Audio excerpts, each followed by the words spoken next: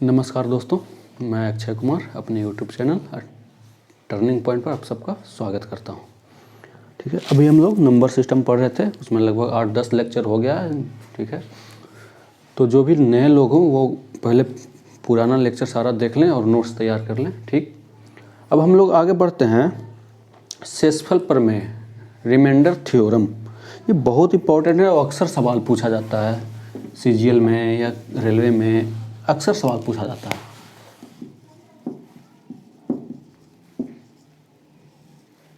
शेषफल प्रमेय,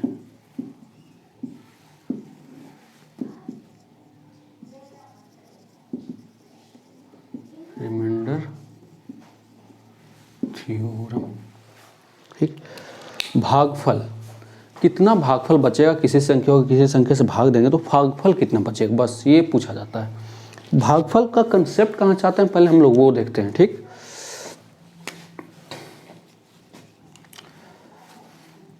जैसे कि 17 में हम भाग देते हैं 5 से। ठीक, तो क्या करते हैं, पहले इसके नज़दीक का पढ़ते हैं कि 5 तिहाई 15। ठीक ठीक, घटाते हैं इतना, हम लोग ऐसे ही भाग देते हैं जनरली।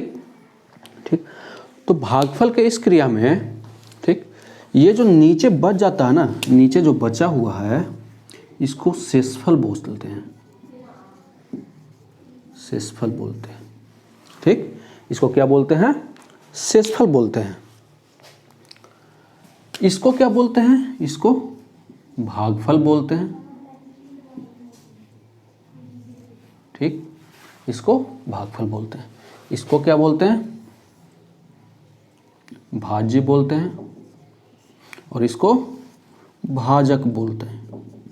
इसको क्या बोलते हैं, भाजक बोलते हैं। ठीक, तो इस तरह से हम लोग देखते हैं कि भाज्य में हम लोग किससे भागा देते हैं, भाजक से, तो हमको भागफल मिलता है और क्या मिलता है, शेषफल मिलता है। तो मतलब कि जो भाज्य क्या हुआ, भाजक गुणे भागफल। अगर इसमें देखिए 5 तिहाई 15 और उसमें शेषफल जोड़ देते हैं तो हमको भाज्य प्राप्त हो जाता है। तो यहाँ से हम लोग भाज्य बराबर क्या लिख सकते हैं, भाज्य बराबर इसके बराबर क्या लिख सकते हैं, इतना गुना इतना जोड़ इतना, मतलब भाज्य भाजक गुने भागफल प्लस शेषफल। ठीक, तो भाज्य बराबर हम लोग क्या जानते हैं, भाजक गुने भागफल प्लस शेषफल। और इसी शेषफल के बारे में पूछा जाएगा आगे, हम लोग देखते हैं। अच्छा सा क्वेश्चन आता है अक्सर पावर में, फैक्टोरियल में। ठीक है, तो ये होता है हमारा भाज्य भाजक भागफल और शेषफल। ठीक, तो देखते हैं, पहले इस पे 1-2 क्वेश्चन कर लेते हैं। ठीक है, इस पे भी क्वेश्चन अक्सर आता है, आसान क्वेश्चन रहता है। देखते हैं, पहले वो क्वेश्चन लिख लेते हैं हम। ठीक, और उसको एक और खुद से पहले बनाइएगा। ठीक, तो हम लोग क्वेश्चन लेते हैं इस पे। ठीक है, भाज्य बराबर क्या होता है, भाजक गुने भागफल प्लस शेषफल। तो हम लोग क्वेश्चन देखते हैं। ठीक, क्वेश्चन है, भाग की एक क्रिया में भाजक भागफल का 5 गुना है। ठीक है, भाजक, पहले खुद से लगाने का कोशिश कीजिए, वीडियो पॉज करके देखते हैं। भाजक क्या है, भागफल का 5 गुना, तथा शेषफल है भागफल का 3 गुना। शेषफल क्या है, भागफल का 3 गुना, माने भागफल गुना 3। जो डाटा दिया हुआ हम लोग लिख लिए। अब क्या दिया हुआ और डाटा, यदि शेषफल 15, शेषफल कितना दे दिया, यहाँ 15 दे दिया, बराबर भागफल गुने 3 से ये कट जाएगा 5 मरतबे। यहाँ से भागफल क्या मिल गया हमको, भागफल मिल गया 5। ठीक, भागफल और कहाँ है, भाजक में दिया हुआ था, भाजक जो है भागफल का 5 गुना, तो भागफल का वैल्यू यहाँ रख देंगे भागफल में। तो भाजक बराबर क्या हो जाएगा, भागफल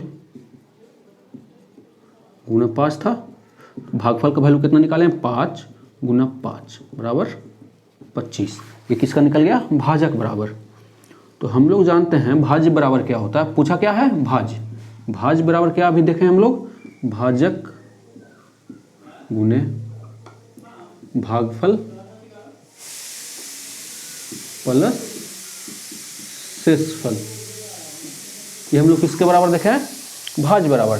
भाज्य पूछा था, भाजक भी निकाल लिए हम लोग। कितना भाजक कितना निकाले हैं? 25।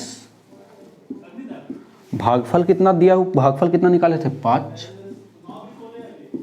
शेषफल कितना दिया हुआ था? शेषफल दिया हुआ था 15।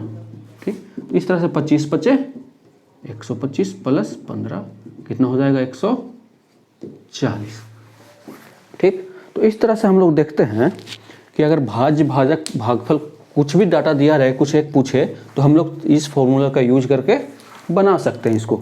ठीक, तो अब देखते हैं एक और क्वेश्चन लेते हैं इसी पे। पहले इसको साफ कर लेते हैं। ठीक, उस क्वेश्चन को पहले खुद से भी लीजिएगा, आप लोग अटेम्प्ट कीजिएगा।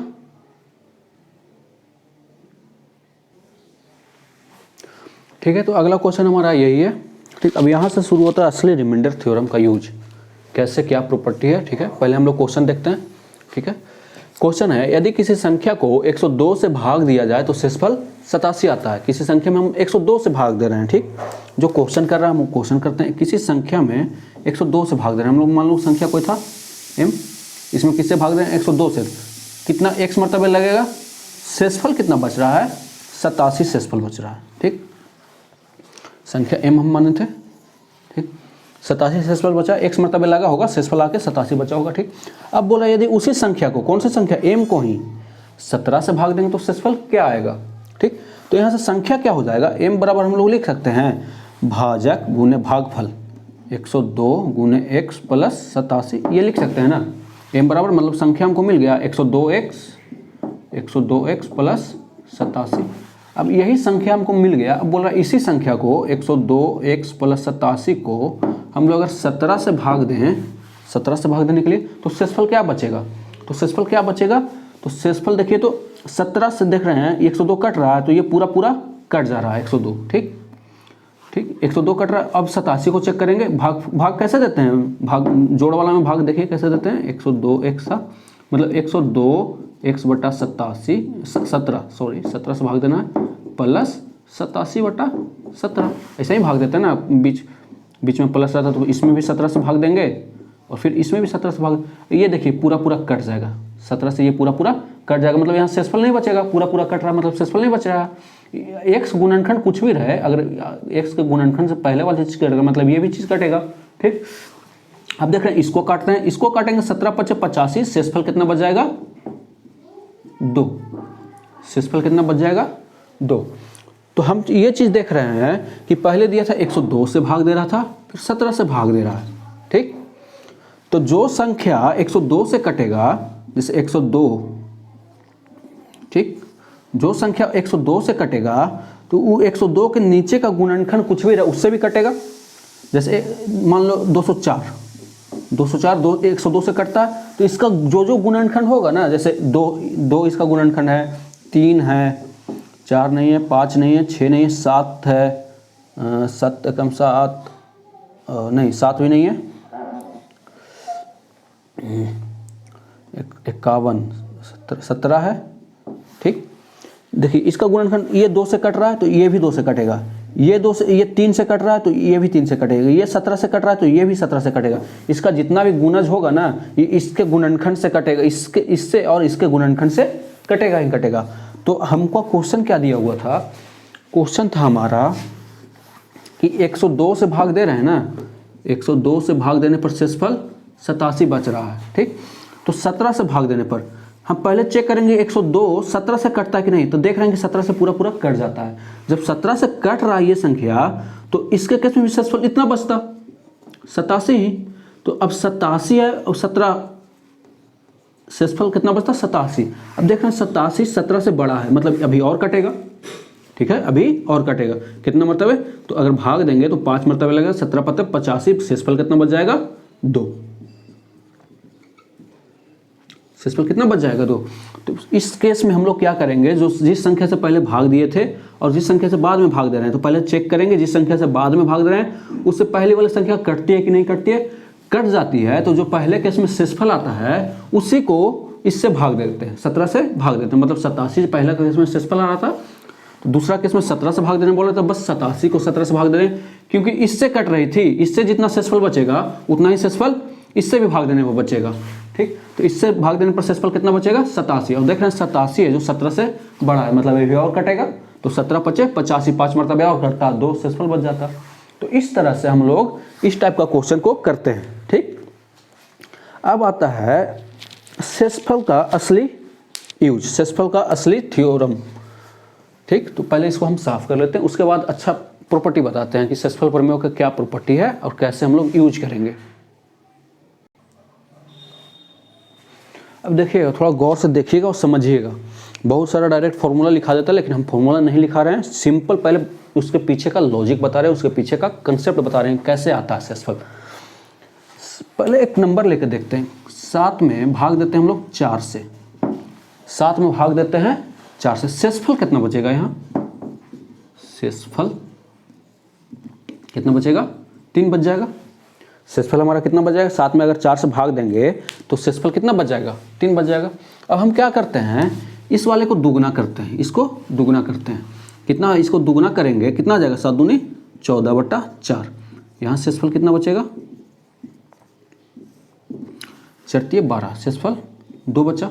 ठीक, अब इसको हम लोग तिगुना करते हैं तो 21/4, 21/4। ठीक, तो यहाँ शेषफल कितना बच जाएगा 1 बच जाएगा, यहाँ शेषफल 1 बच जाएगा। ठीक, अब हम लोग देखते हैं यहाँ शेषफल 2 बचा, शेषफल 2 बच गया। अगर इसको दोगुना कर देते हैं, 3 को दोगुना करते हैं कितना आएगा 6, और इसमें 4 से भाग देते हैं तो कितना आ जाएगा शेषफल 2। देखिए, इसको दोगुना, ऊपर वाला संख्या को दोगुना किए हैं तो शेषफल 2। ठीक, और अगर इस शेषफल को दोगुना करके जो ऊपर वाले में शेषफल बचा था उसको भी दोगुना कर दे रहे हैं और उसको फिर 4 से भाग दे रहे हैं तो भी शेषफल 2 ही आएगा। ठीक, वैसे इसको तिगुना किए थे, ऊपर वाला संख्या को तिगुना किए थे, फिर शेषफल जो पहले के केस में बचा था उसको तिगुना कर रही, यहाँ तिगुना कीजिए, 3 शेषफल था, तिगुना करेंगे तो 9, और इसको अगर 4 से भाग देंगे तो शेषफल कितना आएगा 1 आएगा। देखिए, तो इस संख्या को 3 गुना किए थे, उसको 4 से भाग दे रहे थे तो शेषफल कितना आ रहा था 1 आ रहा था। इसका मतलब कि हम जितना गुना संख्या को करेंगे ना उसका शेषफल भी उतना ही गुना हो जाएगा। अगर कोई संख्या n है, कोई संख्या n है, इसको d से भाग दे रहे हैं और शेषफल r बच रहा है। ठीक, शेषफल r बच रहा है, तो अगर संख्या को जितना गुना करेंगे n 2n/d करेंगे तो शेषफल कितना बचेगा 2r बचेगा। संख्या को जितना गुना करेंगे शेषफल उतना गुना बचते जाएगा। ठीक, अब देखेंगे जो शेषफल बचाएगा d से ज़्यादा रहेगा तो फिर से डिवाइड कर देंगे, फिर वहाँ शेषफल निकाल लेंगे। जैसे देखिए, एक क्वेश्चन देखिए, क्वेश्चन है हम भाग दे रहे हैं 30 में 14 से, 30 में 14 से भाग दे रहे हैं। ठीक, तो शेषफल यहाँ कितना बचेगा 14 दूनी 28, 2 बचेगा। ठीक, अब हमको बोला 300 में 14 से भाग देना, 300 में 14 से भाग देना। देखें ये कितना गुना हुआ, ऊपर वाला कितना गुना हो गया 10 गुना हो गया, तो शेषफल को भी 10 गुना कर दीजिए, यहाँ शेषफल कितना हो जाएगा 20 हो जाएगा। अब देख रहे हैं जो शेषफल आ रहा है वो नीचे वाला से ज़्यादा है, तो 20 में फिर से 14 से भाग दे देंगे, कितना आ जाएगा शेषफल 6 आ जाएगा। तो हमको अब 300 में 14 से भाग देने का जरूरत नहीं पड़ेगा, इसका जितना गुना यहाँ होगा शेषफल भी उतना ही गुना हो जाएगा। अगर शेषफल नीचे वाला डिवाइडर से ज़्यादा है तो फिर से एक बार भाग दे देंगे, जो शेषफल बचेगा हमारा वही शेषफल हो जाएगा। ठीक, तो ये एक बेसिक कंसेप्ट हो गया पीछे का।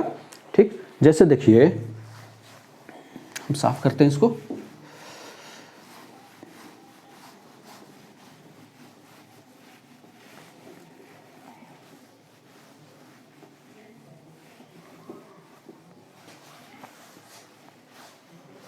इसको साफ कर लिए हैं। ठीक, एक क्वेश्चन है कि एक संख्या x में 13 से भाग देते हैं ना तो शेषफल 20 बचता है। ठीक, शेषफल 20 बचता है, 13 से भाग देते हैं शेषफल 20 बचता है। नहीं 20 तो नहीं बचेगा ना, 20 कैसे बचेगा, 13 से फिर ये कट जाएगा। मान लो शेषफल 10 बचता है। ठीक है, अब 10 तो 13 से नहीं कट रहा है, शेषफल 10 बचता है।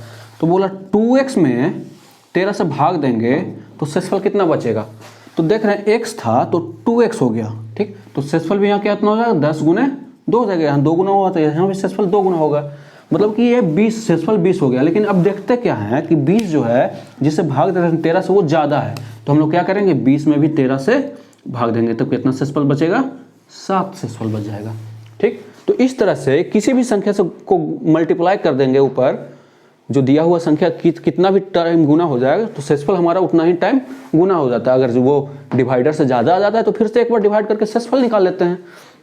तो ये हमारा सेसफल के पीछे का कंसेप्ट, ये एक कंसेप्ट हुआ, ठीक है। ठीक, आगे देखते हैं, अगला कंसेप्ट देखते हैं।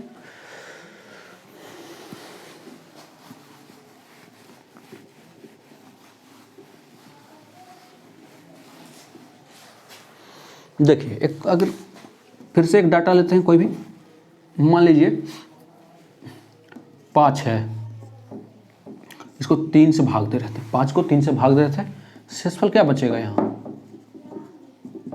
2, ठीक, सेसफल 2 बचेगा। अब हम इसको स्क्वायर करेंगे, 5 गुने 5 का स्क्वायर कर दिए बटा 3 से भाग दी, संख्या को स्क्वायर किया जाएगा, यहाँ सेसफल क्या बचेगा, मतलब 25 बटा 3, मतलब सेसफल 38 24, मतलब एक सेसफल बच जाएगा, सेसफल 1 बच जाएगा। अच्छा यहाँ देखिए जो सेसफल पहले बचा था उसका भी स्क्वायर करेंगे तो 2 का स्क्वायर मतलब 4, उसमें फिर 3 से भाग देंगे तो सेसफल 1 ही, मतलब जो यहाँ से सेसफल आया इसका स्क्वायर करने पर वही सेसफल के स्क्वायर करने पर भी आया। देख रहे हैं कितना लॉजिकल चीज़ है। वैसा ही कनेक्ट करना है एक चीज़ को दूसरे से। अगर क्यू करते हैं तो 5 का क्यू कीजिए, 5 का क्यू 125 में 3 से भाग देंगे तो 4 3 12 और 4 3 कम 3 2, सेसफल 2 बच जाएगा, तो सेसफल। हम क्या करेंगे, हम इसको भी क्यू कर देंगे, जो पहला केस में सेसफल था इसको भी क्यू कर देंगे, 2 का क्यू कितना हो जाएगा 8, 8 में 3 से भाग देंगे तो सेसफल 2। देख रहे हैं जो क्यू में जो सेसफल आ रहा है, क्यू करने पर जो सेसफल आ रहा है वही आ रहा है जो सेसफल के क्यू करने पर आ रहा है, ठीक। तो अगर कोई संख्या n है, ठीक, अगर कोई संख्या n बटा d में सेसफल हमको आ रहा है r, ठीक, तो अगर हम इसको n स्क्वायर कर देंगे, ठीक, और d से भाग देंगे तो सेसफल क्या बन जाएगा r स्क्वायर, या फिर n का पावर कुछ भी कर दो, n बटा d में देंगे तो इसमें सेसफल का पावर क्या हो जाएगा, सेसफल क्या बचेगा r का पावर n, ठीक।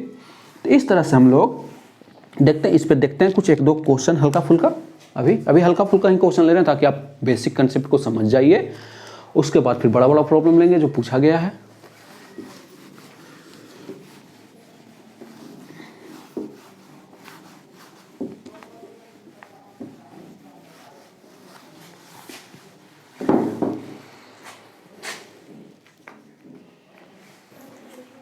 यह क्वेश्चन है, x में 11 से भाग दे रहे हैं तो रिमाइंडर बच रहा है 7, तो x स्क्वायर में अगर 11 से भाग देंगे तो रिमाइंडर बराबर 8, सेसफल क्या आएगा। हम लोग x स्क्वायर में हमको तो पता नहीं है x का वैल्यू, ठीक, तो हम लोग क्या करते हैं, जब x में भाग दे रहे थे 11 से, सेसफल कितना बच रहा है 7। अब यहाँ क्या किया, x का स्क्वायर कर दिए तो यहाँ भी सेसफल का स्क्वायर हो जाएगा, 7 था यहाँ x के केस में तो x स्क्वायर के केस में 7 स्क्वायर, ठीक, ये सेसफल बचेगा। ये है कितना 7 स्क्वायर 49। अब देख रहे हैं 49 है जो 11 से अभी बड़ा है और कटेगा भी, तो अब बड़ा है तो काटेंगे, 11 चको 44 तो सेसफल 5। इसके केस x स्क्वायर को अगर 11 से भाग देंगे तो सेसफल क्या बचेगा 5।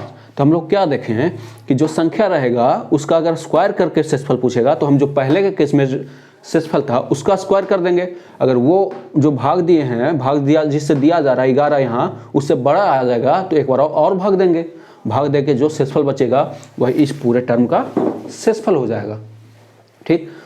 तो सेसफल का कंसेप्ट हम लोग हल्का सा सीखे, अभी और सीखेंगे इसका, देखते हैं अभी और क्या कर सकते हैं हम लोग इसमें, बहुत अच्छे तरीके से सीखेंगे ताकि हमको देखिए अब सेसफल का पीछे का लॉजिक हमको पता चल रहा है धीरे धीरे कि कैसे सेसफल वही बचता है, कैसे सेसफल 2 गुना हो जाता है, 3 गुना हो जाता है, या सेसफल स्क्वायर हो जाता है, कैसे हो जाता है हम लोग पहले देखें, ठीक। तो इसी तरह से अब बहुत सारा संख्या का गुना रहेगा या बहुत सारा पावर रहेगा या बहुत सारा जोड़ में रहेगा, ठीक। तो हम लोग क्या करेंगे, अलग अलग सेसफल निकाल के जोड़ देंगे, जोड़ में रहेगा, गुना में गुना रहेगा, गुना कर देंगे, ठीक है। तो आगे हम लोग देखते हैं। ऑफिस भी जाना है एक्चुअली।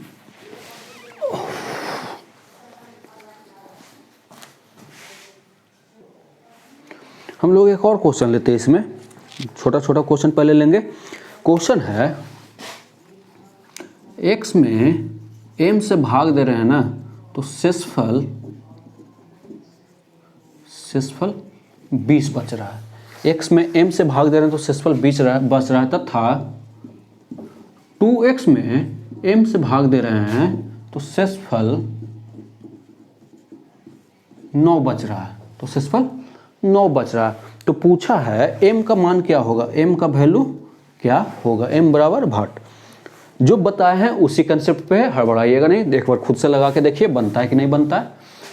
ठीक, देखिए हम x में m से भाग दिए तो शेषफल कितना बचा 20, और हम जानते हैं कि अगर इस ऊपर वाला को जितना गुना करेंगे, अगर 2x करेंगे तो शेषफल कितना बचना चाहिए था 40। शेषफल कितना बचना चाहिए 40, लेकिन शेषफल बचा कितना यहाँ 9। अब हम क्या करते थे, जो शेषफल यहाँ बचता था वो अगर ज़्यादा रहता था इससे, नीचे वाला जिससे भाग देते इससे भाग देते थे, मतलब 40 में m से भाग देने पर शेषफल कितना बचे रहा है 9। ये लास्ट में शेषफल यही बचता था ना, जो स्क्वायर करने पर या दोगुना करने पर जो हमारा शेषफल आता था उसमें इससे जो भाग देते थे, उसके बाद जो शेषफल बचता था फाइनल शेषफल तो वही होता था। तो हम 40 में m से भाग दे रहे हैं तो शेषफल कितना आ रहा है 9, मतलब कि शेषफल 9 आ रहा है, मतलब संख्या 40 से 9 कम होगी, 40 से 9 ही कम होगी ना, तभी तो शेषफल 9 आ रहा है। तो संख्या हमारा m बराबर क्या हो जाएगा 40 माइनस 9 बराबर क्या हो जाएगा 31। मतलब अगर 40 में 31 से भाग देंगे तो शेषफल 9 आएगा ना, 40 में 31 से भाग देंगे तो हमारा शेषफल 9 ही आ जाएगा। ठीक, तो इस तरह से इस समझ गए ना कैसे किए। हमारे यहाँ शेषफल कितना बचना चाहिए था 40 बचना चाहिए शेषफल, लेकिन बचा कितना है शेषफल 9 बचा है। ठीक, मतलब ये m से भाग देने के बाद ही 40 में m से भाग देने के बाद ही शेषफल 9 बचा होगा। ठीक, मतलब शेषफल 9 मतलब इसमें से 9 घटाएंगे तो जो m से पूरा पूरा कट गया होगा। अगर इसमें से 9 घटाएंगे, 9 शेषफल नहीं बचना था तो इसमें से 9 घटा देंगे, 9 घटाएंगे तो कितना आ जाएगा 31। मतलब अगर ये 31 होता तो m से पूरा पूरा कट जाता, मतलब m का वैल्यू कितना हो जाएगा 31। ठीक, तो इस तरह से अभी हम लोग छोटा छोटा क्वेश्चन देखे हैं शेषफल प्रमेय में।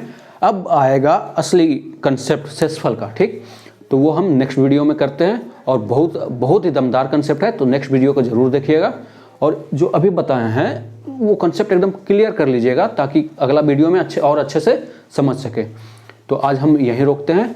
बाकी वीडियो को अगर पसंद आए तो लाइक कीजिए, चैनल को सब्सक्राइब कीजिए और अपने दोस्तों के बीच शेयर कीजिए। ठीक, तो अब हम अलविदा लेते हैं आप लोग से। तो वीडियो को देखने के लिए धन्यवाद। आपका दिन शुभ हो।